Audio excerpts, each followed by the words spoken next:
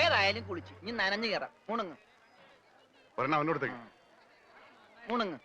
യബാ, മുതലാളി അവനെ കാണാനില്ല. അവനെ കാണാനില്ല. ആ, യബാ, യബാ, യബാ, അതിപ്പോ ഞാൻ യബാ, യബാ, യബാ.